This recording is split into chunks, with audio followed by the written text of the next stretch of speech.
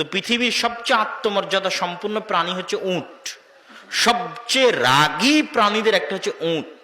উটের যদি একবার মাথা গরম হয় সে মেরেও ফেলতে পারে, হত্যা করার মতো প্রবণতা উটের মধ্যে আছে, কিন্তু উটের গোস্ত খাওয়া যায়।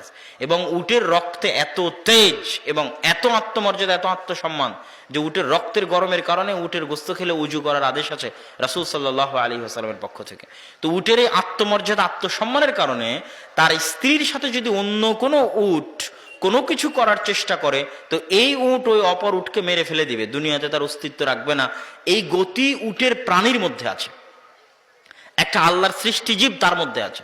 তো যারা উটের সাথে চলাফেরা করে, উট খায়, তাদেরও গতি একই রকম। যারা উটের গোস্ত খায় তাদেরও গতি একই রকম। এবার পৃথিবীর আর একটা প্রাণী আছে, তার নাম হচ্ছে শুকুর। রাসূল সাল্লাল্লাহু আলাইহি ওয়াসাল্লাম বলেছেন, লা ইয়াদখুলুল জান্নাতা আদ-দায়ুস। দায়ুস শব্দটা শুকুরের চর্বির ক্ষেত্রে ব্যবহার করা হয় আরবিতে। দিয়াসা মাসদার, শুকুরের চর্বি। তথা শুকুরের চর্বি যার মধ্যে আছে ও জান্নাতে যাবে না। তো শুকুরের চর্বি শুকুরের মধ্যে আছে, তাহলে শুকুর জান্নাতে যাবে না। কিন্তু শুকুরের কি জান্নাত জাহান্নাম আছে? কথা বলতে হবে। শুকুরের কি জান্নাত জাহান্নাম আছে? কুকুর শ্রীগালের কি জান্নাত জাহান্নাম আছে? নাই। তাহলে আল্লাহ রাসূল যে বললেন যে শুকুর জান্নাতে যাবে না, এর অর্থ হচ্ছে ওই মানুষ জান্নাতে যাবে না যেই মানুষের রক্ত মাংস শুকুরের রক্তে মাংসে পরিণত হয়ে গেছে। তাহলে কোন মানুষ? আমার এবং আপনাদের মধ্যে তারা কারা যাদের রক্ত মাংস শুকুরের রক্ত মাংসে পরিণত হয়ে গেছে? জানতে চাইলে আপনাকে দেখতে হবে শুকুর কেমন। বিশ্বাস না হলে আপনি আবার আপনাদের আশেপাশে সাঁওতাল এলাকায় যেখানে শুকুর লালিত পালিত হয় সেখানে যান, যাই দেখেন সবচেয়ে ঘৃণ্য, নিকৃষ্ট, অপরিষ্কার, অপরিচ্ছন্ন, ময়লা প্রাণী হচ্ছে শুকুর। এমনকি শুকুরদের মধ্যে এমনও স্বভাব আছে যে অপর শুকুরের নিতম্ব থেকে গু আর পেশাব চেটে খেলেও শুকুরের প্রাণীর মধ্যে ইতস্তবোধ হয় না। এবং শুকুরের স্ত্রীর সাথে আর 5 জন 10 জন অন্য শুকুর এসে যদি তাদের সেই চাহিদা মেটানোর চেষ্টা করে, তবু এই পুরুষ শুকুরের মধ্যে কোনো প্রকার প্রতিক্রিয়া কাজ করে না। এতটা অপরিষ্কার, অপরিচ্ছন্ন, নোংরা, ময়লা, ঘৃণ্য, নিকৃষ্ট পশু আল্লাহ পৃথিবীতে সৃষ্টি করেননি। তাহলে হুবহু এই শুকুরের মতো কিছু মানুষ আছে যারা মোহরানা দিয়ে বিবাহ করেছে, কিন্তু তাদের স্ত্রী রাস্তাঘাটে কাজ করে, তাদের মেয়েরা বেপর্দা অবস্থায় রাস্তাঘাটে বের হয়, তাদের স্ত্রীরা বেপর্দা অবস্থায় রাস্তাঘাটে বের হয়, হাসি মুখে পরপুরুষের সাথে কথা বলে, অথচ তাদের রক্তে আগুন লাগে না, এরা কাপুরুষ। এবং এদের চর্বি এবং রক্ত পচে গলে দুর্গন্ধযুক্ত হয়ে শুকুরের মতো হয়ে গেছে। এটা আমি বলিনি, রাসূল সাল্লাল্লাহু আলাইহি ওয়াসাল্লাম বলছেন এরা জান্নাতে যাবে না, এদের মধ্যে পৌরুষত্বের গুণ নেই। এই জন্য আমি বলেছি তাদের বিবাহ করা ঠিক হয়নি। এই জন্য আমি আপনাদের কাছে দাবি রেখে যেতে চাই যে আপনার মেয়ে গার্মেন্টসে চাকরি করবে, সেই টাকা দিয়ে আপনার সংসার চালাতে হবে। এটা হচ্ছে বস্তুবাদী সমাজ ব্যবস্থা আমাদের মাথায় ঢুকিয়ে দিয়েছে যে আমাদের মেয়েরা বেকার যদি সেও 2 টাকা ইনকাম করে না দিতে পারে। এটা বস্তুবাদী সমাজ ব্যবস্থা আমাদের মাথায় ঢুকিয়েছে, আমাদের মা এবং বোনদের মাথায় ঢুকিয়েছে যে তাকে ক্যারিয়ার গঠন করতে হবে। তো ক্যারিয়ার গঠন করাটা তার স্বাধীনতা। কিভাবে? স্বামীর আনুগত্য করলে দাসত্ব হয়, আর ক্যারিয়ারের নামে বসের বিছানায় গেলে, ক্যারিয়ারের নামে রাজনৈতিক নেতার বিছানায় গেলে সেটা স্বাধীনতা হয়। নাউজুবিল্লাহ। এই হচ্ছে বস্তুবাদী সমাজ ব্যবস্থা। একটা মেয়ের দাম নির্ধারণ করেছে, একটা মেয়ের মূল্য নির্ধারণ করেছে, কিন্তু ইসলামী সমাজ ব্যবস্থায় মা এবং বোনদের অবস্থান এই জায়গায় নয়। আর এই পুরো কঠিন কাজটা আল্লাহ একজন মা এবং বোনের দায়িত্বে দিয়েছেন। সুতরাং এটা তার আসল ক্যারিয়ার, এটা তার আসল দায়িত্ব, এটা তার আসল চাকরি। এইটাতে সে যদি দায়িত্বহীনতার পরিচয় দেয় আর পৃথিবীর সকল দায়িত্ব পালন করে, তাহলে পৃথিবী ধ্বংস হতে আর বেশি দিন নিবে না। আপনি যদি মনে করেন যে মা এবং বোনদের চাকরি বাকরি করে টাকা ইনকাম করাই সমাজের উন্নয়ন, দেশের উন্নয়ন, নারীর ক্ষমতায়ন, নারীর সাক্ষরতার হার, নারীর চাকরির হার যদি মনে করেন যে দেশের উন্নয়নের মাত্রা নির্ধারণ করবে, তাহলে আজকে আমি আপনাকে একটা বাক্য বলে দিয়ে যাই যে সারা বাংলাদেশের সকল মা এবং বোন যদি, সকল মা এবং বোনকে যদি সরকারি চাকরি দিয়ে দেওয়া হয় এবং সরকারি চাকরি দিয়ে সবাই যদি টাকা পয়সা ইনকাম করে, তো ওই সকল মা এবং বোন এই গোটা দেশ এবং জাতির যা উপকার করতে পারবে, একজন আল্লাহওয়ালা, পরহেজগার, সতী, তাকওয়াবান, পর্দাশীলা মা যদি ঘরে বসে একটা সৎ সন্তান মানুষ করতে পারে, একটা সালাহুদ্দিন আইয়ুবী, একটা মোহাম্মদ বিন কাসেম, একটা তারিক বিন জিয়াদ, একটা ইমাম বুখারী, একটা ইখতিয়ারউদ্দিন মোহাম্মদ বিন বখতিয়ার খিলজি জাতিকে উপহার দিতে পারে, তাহলে সারা বাংলাদেশের সব মা এবং বোন রাস্তাঘাটে কাজ করে, চাকরি বাকরি করে, টাকা পয়সা ইনকাম করে দেশ ও জাতির যা উপকার করতে পারবে, এই একজন আল্লাহওয়ালা পরহেজগার পর্দা সিনেমা ঘরে বসে একজন সালাহুদ্দিন আইয়ুবী, একজন ওমর ইবনুল খাত্তাব, একজন তারিক বিন জিয়াদ, একজন ইমাম বুখারী দেশ এবং জাতিকে দিয়ে তার চেয়ে বেশি উপকার করতে পারবে। এবং এটাই ইসলামী সমাজে বোঝানো হয়েছে একজন মা এবং বোনের গুরু দায়িত্ব। এবং এই জায়গাতেই বস্তুবাদী সমাজ আঘাত এনেছে, বস্তুবাদী সমাজ এই জায়গাকেই ধ্বংস করে দিয়েছে, যেন আমাদের পরবর্তী প্রজন্মকে মানসিকভাবে পঙ্গু করে দেওয়া যায়। কেন বললাম মানসিকভাবে পঙ্গু? আজকের যারা পাশ্চাত্য সমাজ ব্যবস্থায় বড় হয় তারা মানসিকভাবে খুব দুর্বল, তারা মানসিক বিকারগ্রস্ত। পাশ্চাত্য সমাজের 80% সন্তান মানসিক বিকারগ্রস্ত। তার প্রমাণ দেখবেন, আফগানিস্তানের মাটিতে যে পরাজয়, এটা কোনো অস্ত্রের সামনে পরাজয় হয়নি। কেন, এদের তো কোনো অস্ত্রপাতি নাই, তো কিসের সামনে পরাজয় হবে? এটা হচ্ছে মানসিকতার সামনে পরাজয়। যারা যুদ্ধ করতে এসেছে তারা মানসিকভাবে অতটা শক্তিশালী নয়, তারা মানসিক বিকারগ্রস্ত। গোটা ইউরোপ আমেরিকার 80% যুবক মানুষ মানসিকভাবে বিকারগ্রস্ত। বাহ্যিকভাবে দেখতে স্বাভাবিক মনে হয়, কিন্তু তাদের দিন শেষে আনন্দের জন্য মদ লাগে, মাদকতা লাগে। এবং যেহেতু বাপ মা সবাই তো আদমের সন্তান, তারাও আদমের সন্তান, আপনিও আদমের সন্তান, আপনার দুঃখ কষ্ট তাদের দুঃখ কষ্ট সেম, একই। তো তাদেরও খারাপ লাগে একটা ছোট্ট বাচ্চা যখন দেখে তার মা আর একজনের সাথে পরকীয়া করে, তার বাপ আর একজনের সাথে পরকীয়া করে, বাপ মায়ের মধ্যে মিল নাই। তো ওই ছোট বাচ্চাও আদমের সন্তান, এই ছোট বাচ্চাও আদমের সন্তান। তাহলে আপনি এই বাংলাদেশের একটা ছোট বাচ্চাকে দেখলে তার অবস্থা বুঝতে পারবেন ইউরোপ আমেরিকার একটা ছোট বাচ্চার অবস্থা, যে তার মানসিক অবস্থা কি হতে পারে। এই জন্য একটা আদর্শ পরিবারে, একটা ইসলামী সমাজে, একটা ইসলামী পরিবারে যে বাচ্চা বড় হয়েছে, ও মানসিকভাবে যত শক্তিশালী হবে, তার মানসিক শক্তির সামনে গোটা ইউরোপ আমেরিকা কিনে নেওয়া সম্ভব। তার মানসিক শক্তির সামনে কিনে নেওয়া সম্ভব। এটা আমি বাস্তবে অনুভব করে দেখে আপনাদের সামনে বলছি, সম্মানিত উপস্থিতি। তাহলে ইসলামী সমাজ ব্যবস্থায় মা এবং বোনদের অবস্থানটা কোথায়, আর বস্তুবাদী সমাজ ব্যবস্থায় মা এবং বোনদেরকে কোথায় নামিয়ে আনা হয়েছে, তার সংক্ষিপ্ত বিবরণ আপনাদের সামনে পেশ করার পর এবার চলেন ইসলামী সমাজের তৃতীয় গুরুত্বপূর্ণ এলিমেন্ট, আমাদের যুবক ভাইয়েরা যারা এখানে বসে আছে। বাপ মায়ের পর্ব শেষ, স্ত্রী কন্যার পর্ব শেষ, এবার যুবকদের পর্ব দিয়ে ইসলামী সমাজ ব্যবস্থার এই বক্তব্যের শেষের দিকে চলে যাব ইনশাআল্লাহ। যুবকদের উদ্দেশ্যে কি বলতে চাই? যুবকদের উদ্দেশ্যে যেটা বলার সেটা হচ্ছে, আজকে 57টা মুসলমানদের দেশ, তারা দাবি করে তারা স্বাধীন, কিন্তু আমি দাবি করি একটা মুসলিম দেশও স্বাধীন নয়। এরা নাম কাওয়াস্তে রাজনৈতিকভাবে স্বাধীনতা অর্জন করেছে। কারো অর্থনৈতিক স্বাধীনতা নাই, কারো জ্ঞান বিজ্ঞানের স্বাধীনতা নাই। এই দুই স্বাধীনতার কারণে এরা সব নত, তথা প্রকৃত স্বাধীনতার স্বাদ ভোগ করতে পারে না। দুইটা স্বাধীনতা না থাকার কারণে, এক অর্থনৈতিক স্বাধীনতা, দুই জ্ঞান বিজ্ঞান ও প্রযুক্তিতে স্বাধীনতা না থাকা। জ্ঞান বিজ্ঞান ও প্রযুক্তির পরাধীনতা আপনাকে দেখাই। আজকের যারা উন্নত বিশ্ব তারা হচ্ছে ফার্স্ট ওয়ার্ল্ড কান্ট্রি, আর আজকের আমরা হচ্ছে থার্ড ওয়ার্ল্ড কান্ট্রি, তৃতীয় বিশ্ব। গরিব দেশ বাংলাদেশ, শ্রীলঙ্কা, পাকিস্তান, আমরা থার্ড ওয়ার্ল্ড কান্ট্রি। তো উন্নত বিশ্বের দেশগুলো আমাদের চাইতে জ্ঞান বিজ্ঞানে 50 এবং 100 বছর এগিয়ে আছে। তাদের কাছে 50 এবং 100 বছর অগ্রিম জ্ঞান বিজ্ঞান আছে, যা তারা এখনো পৃথিবীতে ছাড়েনি, রিলিজ করেনি, কিন্তু তাদের কাছে আছে। সময়ে সময়ে তারা রিলিজ করবে। আর আপনি যদি বলেন যে আমি গোটা বাংলাদেশ বিক্রি করে দিব, তোমার কাছে যা জ্ঞান গরিমা আছে আমার কিছু বিজ্ঞানীকে শিখাও, কোশ্চেন কালেও শিখাবে না। কেন, এইটা দিয়ে তারা গোটা পৃথিবীর উপর আধিপত্য বিরাজ করে রেখেছে, এক জ্ঞান বিজ্ঞান দিয়ে। এক জ্ঞান বিজ্ঞানের দাসত্বের একটা নমুনা আপনাকে দিই। একটা মুসলিম রাষ্ট্র উন্নত বিশ্বের কাছ থেকে একটা জেট ফাইটার বিমান ক্রয় করেছে। একটা মেয়ে অসুস্থ, তার স্বামীর নামে একরামুল এখানে আছে, এটা বললো। আচ্ছা, ইকরামুল নামে কারো স্বামীর স্ত্রী মহিলা প্যান্ডেলে অসুস্থ, আপনি একটু অবশ্যই যাবেন জরুরি ভিত্তিতে মহিলা প্যান্ডেলে। ইকরামুল তো একটা জেট ফাইটার বিমান কিনেছে একটা মুসলিম দেশ। তো ওই উন্নত বিশ্ব বলছে যে তুমি এটা কিনে নিয়ে গেছো ভালো কথা, যদি নষ্ট হয়, নষ্ট হয়ে গেলে আবার আমার কাছে পাঠাবা, আবার নতুন করে বিল দিবা, পয়সা দিবা, টাকা দিবা, আমি আবার নতুন করে তোমার মেশিন ঠিক করে দিব, আবার তোমার কাছে পাঠাবো। কিন্তু এটা নষ্ট হলে কেমনে ঠিক করে এই জিনিস তোমাকে শিখাবো না। কি বুঝলেন? কথা মনে হয় বুঝাতে পারিনি আমি উত্তর শুনতে যাচ্ছি, কথা কি বুঝতে পেরেছেন?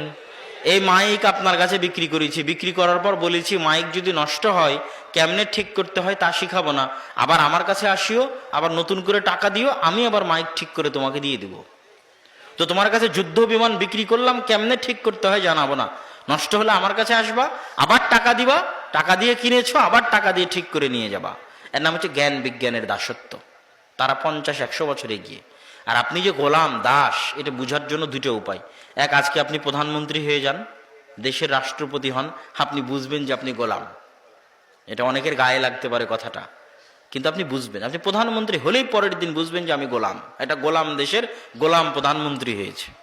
আর একটা উপায় কি বুঝার, আর একটা উপায় হচ্ছে আপনার গলায় যদি বাংলাদেশি পাসপোর্ট ঝুলান, বাংলাদেশি পাসপোর্ট ঝুলিয়ে এই 1,57,000 বর্গ মাইলের বাইরে বের হবেন।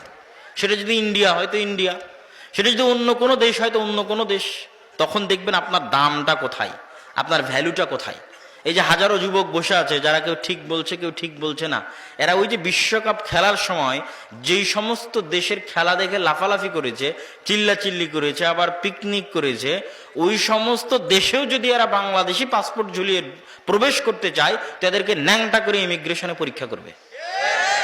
কেন না? ওই বাংলাদেশি এই জন্য, এটা যে ওর দাম। কিন্তু ওই বাংলাদেশে বসে ঠিকই লাফালাফি করেছে, কিন্তু ততক্ষণ বুঝবে না যে গোলাম, গোলামের ঘরের গোলাম, যতক্ষণ না ওই বাংলাদেশি পাসপোর্ট গলায় না ঝুলিয়ে এই দেশের বাইরে বের না হয়েছে। কিন্তু ওদেরকে দোষ দিয়ে লাভ নাই, আমি বারবার বলি তাদের দোষ দিয়ে লাভ নাই, দোষ তো এই যুবকদেরই। আমি তো ইউরোপের বিশ্ববিদ্যালয়ে পড়ি, তো ইউরোপের বিশ্ববিদ্যালয়, ইউরোপেরই তো খেলা ফুটবল বিশ্বকাপ। তো ফুটবল বিশ্বকাপের কোনো একটা দিন আপনাকে চ্যালেঞ্জ দিলাম, যুবক যারা তোমরা শিক্ষিত আছো, বিভিন্ন এলাকা থেকে আসছো, আজকে এখান থেকে ফিরে গিয়ে ইউটিউবে সার্চ দাও, গুগলে সার্চ দাও, যে কোনো একটা ম্যাচকে কেন্দ্র করে, আর্জেন্টিনা ব্রাজিলের কোনো একটা ম্যাচকে কেন্দ্র করে অক্সফোর্ড বিশ্ববিদ্যালয়ের কোনো একটা ব্যাচের ছাত্ররা কোনো একটা পিকনিক করেছে, কোনো এক জায়গায় একত্রিত হয়ে আনন্দ উৎসবের সাথে আর্জেন্টিনা এবং ব্রাজিলের খেলা দেখেছে। অক্সফোর্ড, ক্যামব্রিজ, হার্ভার্ড, ইউরোপ আমেরিকার কোনো একটা বিশ্ববিদ্যালয়ের কোনো একটা ব্যাচের স্টুডেন্টস একত্রিত হয়ে আনন্দ উল্লাসের সাথে খেলা দেখেছে, এবং একত্রিত হয়ে কোনো এক দলের জয় পরাজয়ের কারণে টাকা পয়সা একত্রিত করে পিকনিক করেছে। এরকম একটা নিউজ আমাকে এনে দেখাও। আর তোমাদের যেই বিশ্ববিদ্যালয় সারা বিশ্বে র্যাঙ্কিংয়ে 1,000-1,500 বিশ্ববিদ্যালয়ের মধ্যে চান্স পায় না, এই বিশ্ববিদ্যালয়ের ছাত্ররা যারা ভবিষ্যতের বিসিএস ডিগ্রি, বিসিএস ক্যাডার হয়ে এরা পুলিশ হবে, আর্মি হবে, র্যাব হবে, এরাই জাতির মেধাবী জাতির এ প্লাস, গোল্ডেন এ প্লাস গুলো এখানে জমা হয়েছে। এরা ঘন্টার পর ঘন্টা বড় স্ক্রিনের সামনে দাঁড়িয়ে একসাথে একত্রিত হয়ে আনন্দ উল্লাস করে খেলা দেখে, ড্যান্স করে, আবার কোনো একটা দলের জেতার জন্য পিকনিক করে। এরা যদি গোলামি যদি এদের ভাগ্যে না থাকে তো কাদের ভাগ্যে থাকবে? গোলামি এদের ভাগ্যেই থাকবে। এই জন্য আমি বলেছি যে আমাদের, যে আমি কিন্তু সব কথা এখন যুবকদের উদ্দেশ্যে বলতেছি, মা বোনের পর্ব শেষ করেছি, পিতা মাতার পর্ব শেষ করেছি, যুবকদের উদ্দেশ্য করে বলতেছি যে তোমাদের জীবনের সারমর্ম আমার কাছে ধরা পড়ে। অসংখ্য যুবক যাদের লাইফ ইজিক্যাল টু মানে সমান সমান, যাদের গোটা জীবন সমান সমান, কি আমি বলে দিই, এরকম অসংখ্য যুবক আছে। তুমি মরার আজকে যদি আমার এই বক্তব্য শোনো, আবার মরার পরে যদি কোনোদিন আমার এই বক্তব্যের কথা মনে পড়ে, তাহলে মিলিয়ে দেখবা যে আমার বক্তব্যের সাথে তোমার লাইফের সামারি মিলে কিনা, তোমার লাইফের সারমর্ম মিলে কিনা। আর না হলে চোখের সামনে যাদেরকে দেখতে পাচ্ছ তাদেরকে দেখে আমার বক্তব্য মিলাও যে লাইফের সামারি মিলে কিনা। আমাদের যুবকদের জীবনের সারমর্ম হচ্ছে, এদের জন্ম হবে, জন্ম হওয়ার পর এরা কি করবে, ছোট বয়সে একটু খেলাধুলা করলো ঠিক আছে, বুদ্ধি হওয়ার পর একটা মোবাইল হাতে পাবে, video games, free fire, PUBG. Video গেমসের পরের পর্বে আসবে হচ্ছে Facebook, YouTube, Twitter, Instagram, TikTok, reels, যেগুলোর মধ্যে ঘন্টার পর ঘন্টা সময় দিবে। তারপরে আসবে অনলাইন বেটিং। আজকে জুয়া খেলার জন্য এক জায়গায় বসে জুয়া খেলা লাগে না, অনলাইনের মধ্যে আমাদের যুবকেরা জুয়া খেলে, অনলাইনে জুয়া খেলে। প্রতিটা বলে বলে ছক্কা হবে না, বলে বলে ফোর হবে না আউট হবে, তারপরে গোল কয়টা হবে, কে জিতবে, তারপর অনলাইনে শত শত যুবক জুয়া খেলে, তারপরে খেলার মধ্যে ঢুকে গেল বিপিএল, আইপিএল, ক্রিকেট বিশ্বকাপ, ফুটবল বিশ্বকাপ, এগুলোর মধ্যে ব্যস্ত হয়ে গেল। এইভাবে জীবনের একটা পর্যায়ে পার হয়ে গেল। এর মধ্যে এদের কাজ শুধু কোনো মতে পেশাব পায়খানা করা আর ঘুমানো। কথা বুঝতে পারেননি? এবার এইভাবে জীবনের একটা পর্যায়ে যখন চলে আসবে, হঠাৎ দেখতে দেখতে দিন পার হয়ে গেছে, বিয়ে শাদী হয়ে গেছে, কি করবে কি করবে, কাজ নাই তো কাজ নাই তো কি করবে, একটা ভিসা লাগিয়ে চলে গেছে প্রবাসে, প্রবাসে গিয়ে টয়লেট পরিষ্কার করে সে টাকা ইনকাম করছে। অথবা আর কি করবে, কাজ নাই চলে গেছে ঢাকাতে গিয়ে কোনো এক জায়গায় দেখা যাচ্ছে পদ্মা সেতুর ইঞ্জিনিয়ারিং করেছে চায়নারা, আর এই আজীবন খেলা দেখে সময় নষ্ট করে জুয়া খেলে গেছে ওই পদ্মা ব্রিজে লেবারি করতে। তো লেবারি করতে করতে কখন পাইলের মধ্যে পড়ে গেছে, তো পাইলের মধ্যে ওর বডি রেখেই ঢালাই চালিয়ে দিয়েছে। এটা হলো ওর দাম, লাইফের সামারি। তাহলে আমাদের মূল্যটা কোথায় আর আমাদের যুবকেরা কোথায় গিয়ে দাঁড়াবে শেষ পর্যায়ে, সেটা আমি আপনাকে বলে দিলাম যে এই যুবকগুলোর শেষটা গিয়ে কোথায় হবে। হয় প্রবাসে গিয়ে লেবারি খাটবে, প্রবাসে গিয়ে সে যদি যোগ্যতা বিক্রি করত, তাহলে আমি বলতাম যে প্রবাস আমাদের দেশের উন্নয়নের মাপকাঠি। চিল্লায় যে দেশ নাকি উন্নত হয়ে গেছে, আমার মাথার মধ্যে ধরে না। রাস্তাঘাট কালভার্ট ব্রিজ করলে দেশ উন্নত হয় না। আজকে গার্মেন্টসে আপনার মা এবং বোনেরা ৬,০০০ টাকা বেতনে কাজ করে দিচ্ছে বলেই গার্মেন্টস আপনার দেশে আছে। কালকে আফ্রিকার মা এবং বোনেরা যদি ৫,৫০০ টাকা, ৫,৯৯৯ টাকায় চাকরি করে, তাহলে বাংলাদেশের সব গার্মেন্টস একদিনে বন্ধ হয়ে যাবে। তাহলে এটা উন্নতি? এটা উন্নতি নয়। সেলাই মেশিন হয়ে দর্জি হয়ে কবে কবে মানুষ উন্নত হয়ে গেছে সেলাই মেশিন চালিয়ে।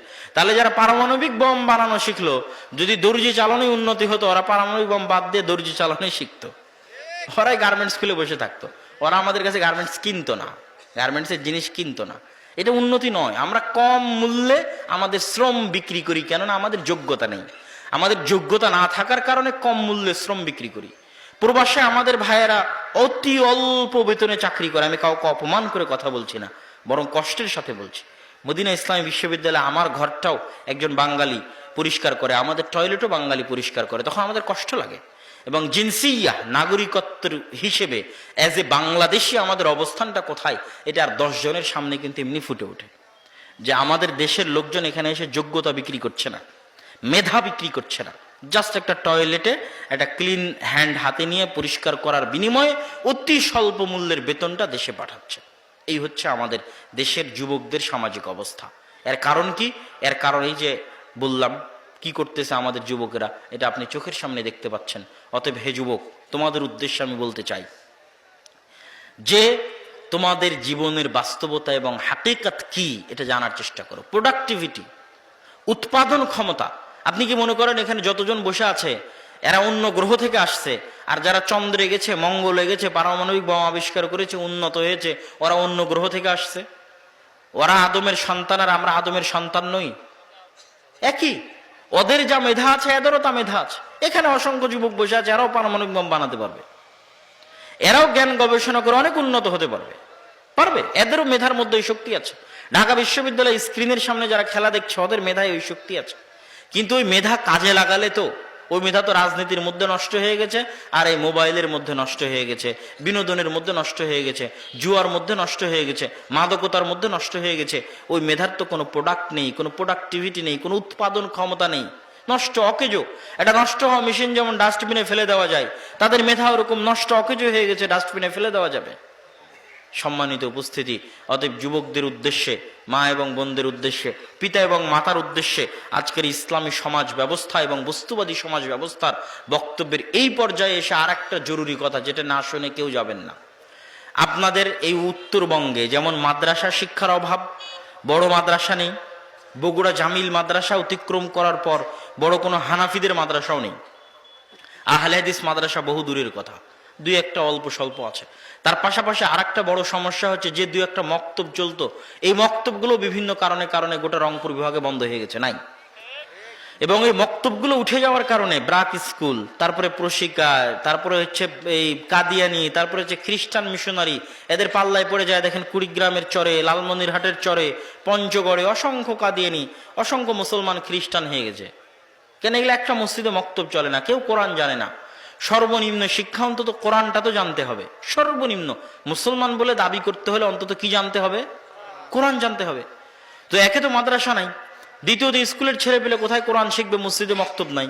তাহলে ব্রাক যদি সারা বাংলাদেশে 25 থেকে 30,000 স্কুল চালায়, এদের নিজস্ব কোনো জমি নাই, ভাঙ্গা বেড়া ভাঙ্গা টিন অন্যের জমি ভাড়া করে নিয়ে চালায়, তাহলে আপনাদের মসজিদে টাইলস আছে, সবই আছে, ফ্যান আছে, লাইট আছে, বিল্ডিং আছে, ছাদ ঢালাই আছে, মসজিদে মক্তব নাই কেন? কোরআন শিক্ষার ব্যবস্থা নাই কেন?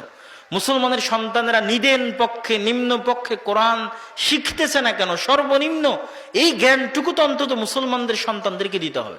একটা মুসলিম দেশের এর চেয়ে বড় লজ্জার আর কি হতে পারে, যে এই দেশের স্কুলের সিলেবাসের মধ্যে মুসলমানের সন্তান কোরআন শিখবে এই ব্যবস্থা নেই, নাই সিলেবাসের মধ্যে ব্যবস্থা, সরকারি সিলেবাসের মধ্যে। তাহলে আপনার ছেলে মেয়ে কোথায় কোরআন শিখবে যদি মসজিদ কোরআন না শিখায়?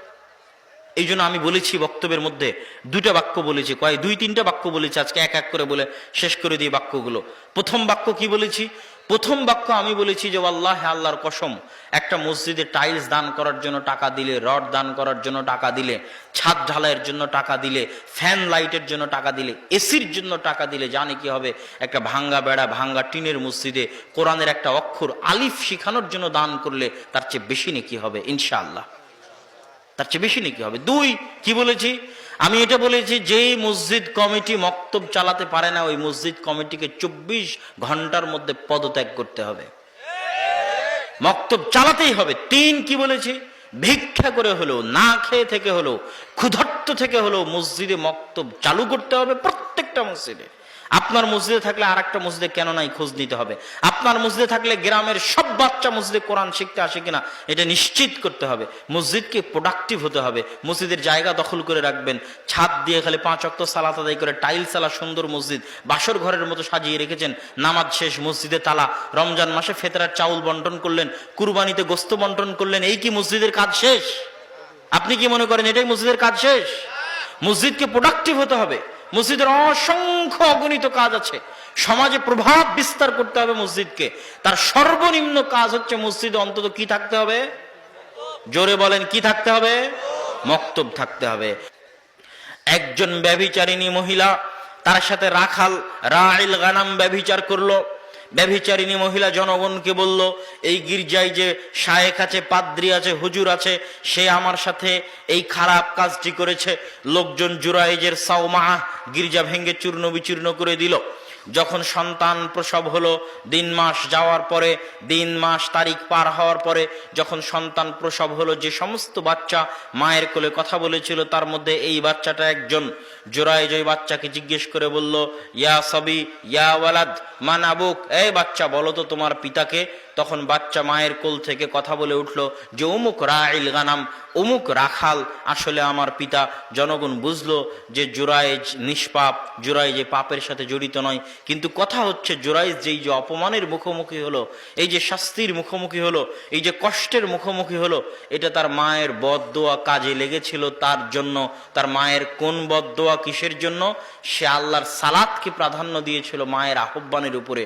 আল্লাহর সালাতকে যদি নফল সালাত তথা ফরজ নয়, যে আদেশ মানলে আল্লাহ সুবহানাহু ওয়া তাআলার গুনাহ হবে না, ওই রকম প্রত্যেক আদেশ মানাটা আল্লাহ সুবহানাহু ওয়া তাআলার নফল ইবাদতের চাইতেও বেশি গুরুত্বপূর্ণ, বেশি নেকির কাজ।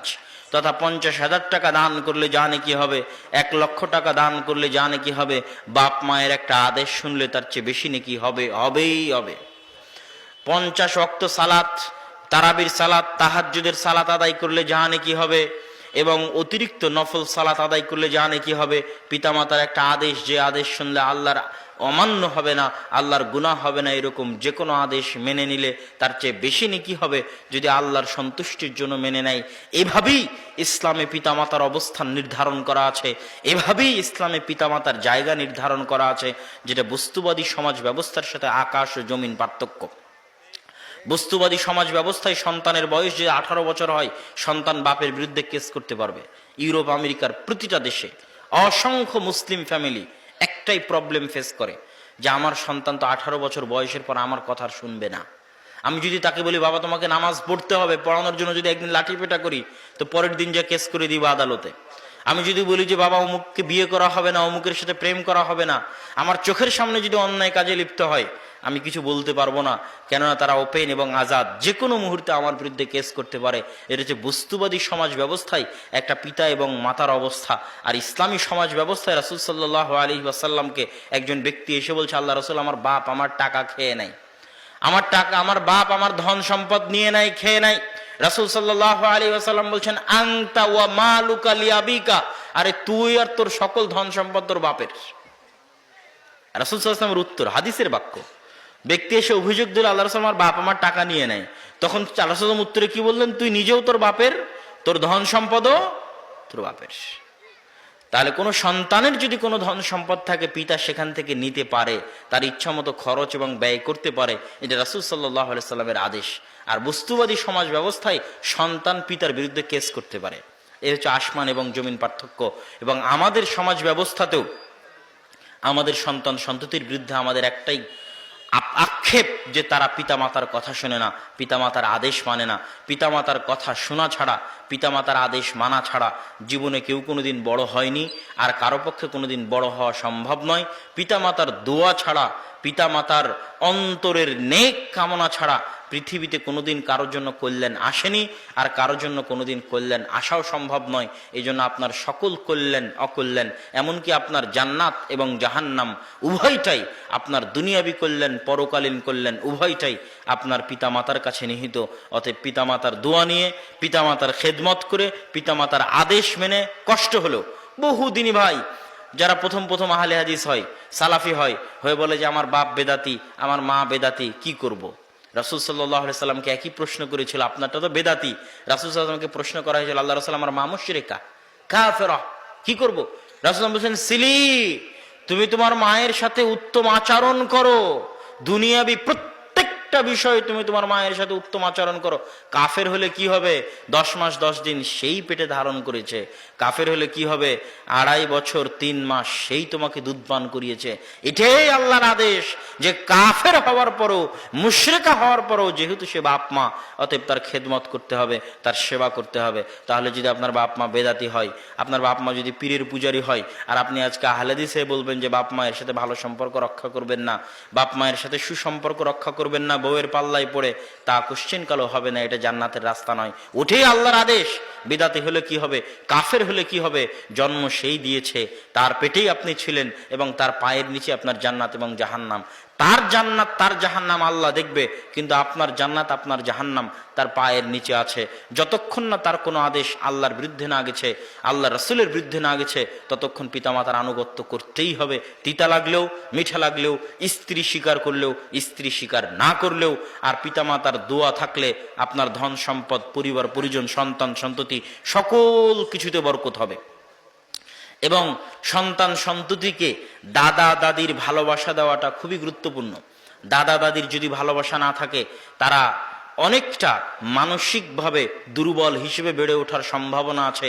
অতএব দাদা দাদির সাথে সম্পৃক্ত করা, দাদা দাদির ভালোবাসা দেওয়া জরুরি। তাই স্ত্রীর পাল্লায় পড়ে দ্রুত সংসার আলাদা করে নেওয়া, বাপ মা থেকে আলাদা হয়ে যাওয়া, বাপ মা থেকে সম্পর্ক নষ্ট করা, এটা কোশ্চিনকালে ইসলামের দাবি নয়। ইসলামী সমাজ ব্যবস্থায় বাপ এবং মায়ের অবস্থান এরকম নয়। বাপ এবং মায়ের অবস্থান কি রকম, কত উঁচুতে, কত মহান ইসলামী সমাজে হতে পারে, সেটার সামান্য কিছু নিদর্শন আপনাদের সামনে আলোচনায় পেশ করেছি। এবার আলোচনার দ্বিতীয় পর্ব, ইসলামী সমাজে মা এবং বোনদের অবস্থান কোথায়। সমাজ মানে তো তারাই, সমাজের একটা বড় অংশ বাপ মা, সমাজের একটা বড় অংশ স্ত্রী কন্যা, আর সমাজের আর একটা বড় অংশ যুবক, এই মিলেই তো সমাজ। তো এই তিনটারই কার্যক্রম কি হবে, এটাই আসলে বড় ভূমিকা রাখে ইসলামী সমাজ ব্যবস্থাপনায়। তাহলে মা বোনদের অবস্থা কি হবে। মা বোনদেরকে আজকে বস্তুবাদী সমাজ প্রোডাক্ট বানিয়েছে কিভাবে। আজকে যত মা এবং বোন এই প্যান্ডেলে উপস্থিত হয়েছে, আপনি বাহ্যিকভাবে তাদের গায়ে বোরখা দেখছেন, বাহ্যিকভাবে তাদের মাথায় হিজাব দেখছেন, কিন্তু আল্লাহর কসম করে আপনাকে বলছি, আজকে মানুষের বাড়িতে বাড়িতে, ঘরে ঘরে এমন ফিতনা প্রবেশ করেছে, এই ফিতনার নাম হচ্ছে মোবাইল।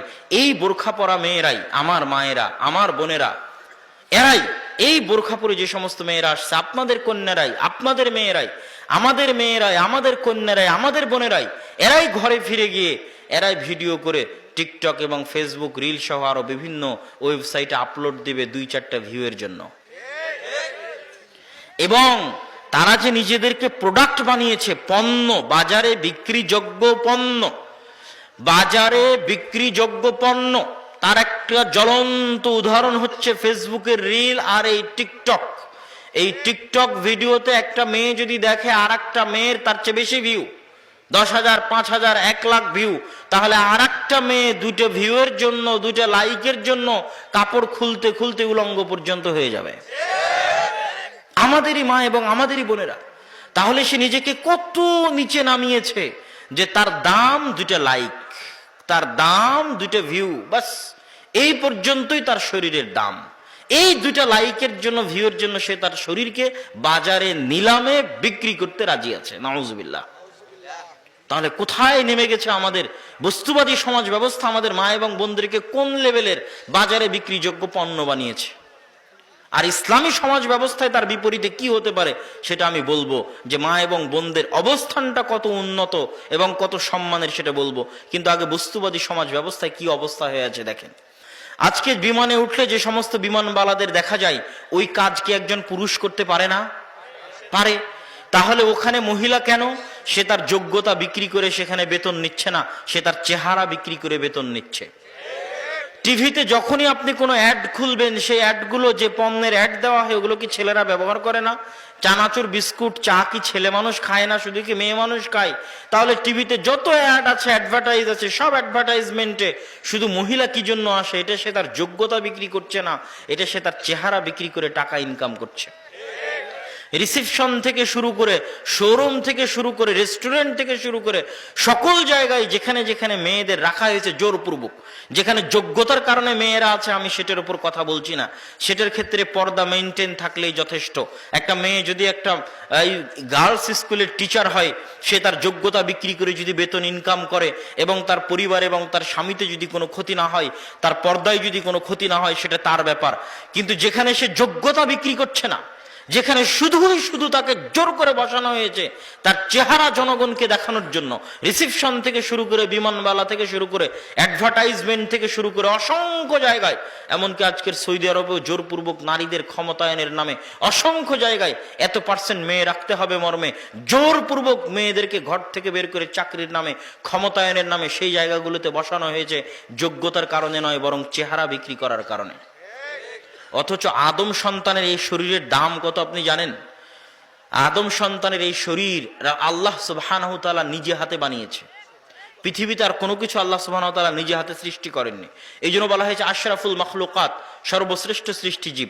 এই জন্য আদম সন্তানের একটা চুল বিক্রি করলে আদম আলাইহিস সালামের অপমান হবে, কেননা আদম আলাইহিস সালামের শরীরের একটা অঙ্গ হচ্ছে এই চুল, যা যেই অঙ্গ প্রত্যঙ্গগুলো আল্লাহ সুবহানাহু ওয়া তাআলা নিজে হাতে সৃষ্টি করেছেন, সেটা বাজারে বিক্রি করা যায় না। ওটা বাজারে বিক্রি করলে আদম আলাইহিস সালামের অপমান হয়, ওটা বাজারে বিক্রি করলে হাওয়া আলাইহিস সালাতু ওয়াস সালামের অপমান হয়। আপনি কিডনি, রক্ত বাজারে বিক্রি করতে পারবেন না, চুল বাজারে বিক্রি করতে পারবেন না, অপমান। আদম আলাইহিস সালাতু ওয়াস সালামের অপমান, হাওয়া আলাইহিস সালাতু ওয়াস সালামের অপমান। সেখানে আমাদের মা এবং বোনেরা নিজেদেরকে নিচে নামাতে নামাতে নামাতে নামাতে বাজারে বিক্রিযোগ্য পণ্য বানিয়ে ফেলেছে। নাউযুবিল্লাহ। তার বিপরীতে ইসলামী সমাজে মা এবং বোনদের অবস্থান কোথায়? ইসলামী সমাজে মা এবং বোনদের অবস্থান এতটা সম্মানের, এতটা মর্যাদার, এতটা উঁচু, যে আজকে যে পর্দা ব্যবস্থাকে বলা হয়েছে মেয়েদের জন্য অবরোধ, বেগম রোকেয়া লিখেছে মেয়েদের জন্য অবরোধ। এই পর্দা ব্যবস্থা মেয়েদেরকে অনেক উপরে নিয়ে যাওয়ার জন্য দেওয়া আছে। কিভাবে? এটা আমি আপনাকে উদাহরণ দিয়ে বুঝাই। আগের যুগের উদাহরণ তো দিব, আজকের যুগের উদাহরণ দিয়ে আমি আপনাকে বোঝানোর চেষ্টা করি। দেখেন, আদম এবং হাওয়া আলাইহিস সালাতু ওয়াস সালাম যখন জান্নাতের নিষিদ্ধ গাছের নিকটে গেলেন, তখন শাস্তি স্বরূপ তাদের গা থেকে জামা খুলে পড়ে গেল। তাহলে গা থেকে জামা খুলে পড়ে যাওয়া স্বাধীনতা না শাস্তি? স্বাধীনতা না শাস্তি? আজকেও আপনাদের গ্রামের 5 জন 10 জনকে আপনারা অপমান করতে চাইলে যদি উলঙ্গ করে অপমান করেন, সবাই বুঝবে তারা অপমান করা হলো, ওই মানুষটাও বুঝবে যে আমাকে উলঙ্গ করলো, আমি অপমানিত হলাম। তাহলে উলঙ্গ হওয়া এবং উলঙ্গ করা এটা শাস্তি না স্বাধীনতা? শাস্তি।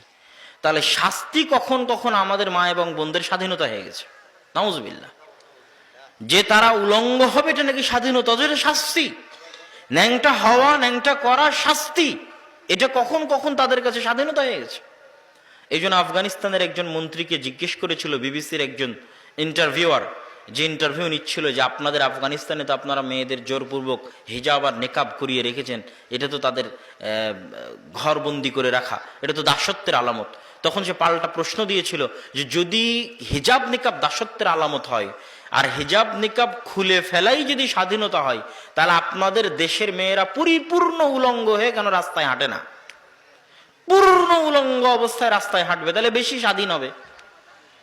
যত বেশি পরিমাণে কাপড় খুলবে তত বেশি পরিমাণে কি হবে? স্বাধীন হবে। তাহলে আমেরিকার ইউরোপের মেয়েরা পরিপূর্ণ নগ্ন অবস্থায় রাস্তায় হাঁটবে, তা তো করে না। তারা কিছু হলেও তো কাপড় গায়ে রাখে, বরং শালীন পোশাকই গায়ে রাখে, যদিও সেটা তাদের দৃষ্টিতে প্যান্ট এবং শার্ট। তো তারা যদি প্যান্ট শার্ট, আপনি কি জন্য পরে আছেন? আপনি যখন আমার ইন্টারভিউ নিচ্ছেন আপনিও তো পরিপূর্ণ নগ্ন উলঙ্গ অবস্থায় আসেননি, তা আপনি কেন প্যান্ট শার্ট গায়ে দিয়ে আছেন? আপনার এই সামান্য প্যান্ট শার্ট যদি আপনার সামাজিক দৃষ্টিকোণ থেকে শালীনতা হয়, তো ওটার আরো বেশি পরিমাণ, আরো বেশি শালীনতা, ওটার আরো বেশি পরিমাণ, আরো বেশি সম্মান, আরো বেশি মর্যাদা। আর ওটা যত কমবে তত শাস্তি, তত অপমান। ওটা তো আমি আগে উদাহরণ দিয়েছি আদম এবং হাওয়া আলাইহিস সালাতু ওয়াস সালামের সম্মানিত উপস্থিতি।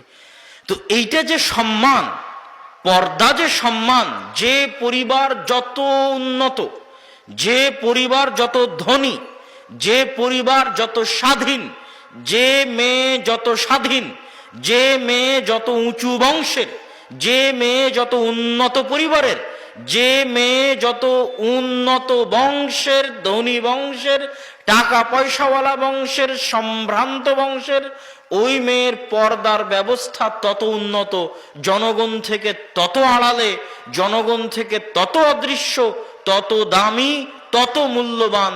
এটাই ইসলামী সমাজ ব্যবস্থার মূল ভিত্তি। এই জন্য ইসলামী সমাজ ব্যবস্থায় দাসীদের ক্ষেত্রে পর্দার কড়াকড়ি নেই, বরং পর্দা যে স্বাধীন সে করতে পারে, এটা স্বাধীনতার আলামত পর্দা করাটা। আমি বলেছিলাম আগের উদাহরণ তো থাকবেই, বর্তমান যুগের উদাহরণ নেন। বাদশাহ সালমান বিন আব্দুল আজিজ, সৌদি আরবের বাদশাদের আমরা যতই নিন্দা করি, বাদশাহ সালমান বিন আব্দুল আজিজের বউয়ের ছবি কেউ কোনোদিন দেখেছেন? আপনি চাইলে গুগলে সার্চ করে দেখতে পারেন যে সৌদি বাদশার বউয়ের ছবি, wife of king of Saudi Arabia, যে সৌদি আরাবিয়ার কিং এর ছবি, বউয়ের ছবি দেখতে চাই, খুঁজে পাবেন না। এবং সারা পৃথিবী যে সফর করতেছে, সারা পৃথিবীর মানুষজন যে তাদের দেশে যাচ্ছে, তো সব দেশে গেলে সব দেশের রাজার পাশে তার বউ দাঁড়িয়ে থাকে, তার ওয়াইফ দাঁড়িয়ে থাকে। তো সৌদিতে এত বড় বড় রাজা বাদশারা যায়, তো সালমান বিন আব্দুল আজিজের পাশে তার বউ কোথায়? নাই কেন? আচ্ছা, সালমান বিন আব্দুল আজিজ ধরলাম আগের জেনারেশনের, মোহাম্মদ বিন সালমান, যার ভুল ত্রুটি থাকতে পারে, আমি ওই রাজনৈতিক আলোচনায় যেতে চাচ্ছি না। আমি চাচ্ছি ইসলামী সমাজ ব্যবস্থা একটা মা এবং বোনের অবস্থানটা কোথায় সেটা ইন্ডিকেট করতে। তো মোহাম্মদ বিন সালমান তো যুবক বয়সের, 32, 35, 36, 37 বছর বয়স, তার বউ কোথায়? তার সাথে কোনোদিন তার বউয়ের ছবি আপনি দেখেননি কেন? আজকের আধুনিক যুগে মানুষ প্রচুর পরিমাণে সার্চ করেছে যে তার বইয়ের ছবি কোথাও খুঁজে পাওয়া যায় কিনা, পায়নি।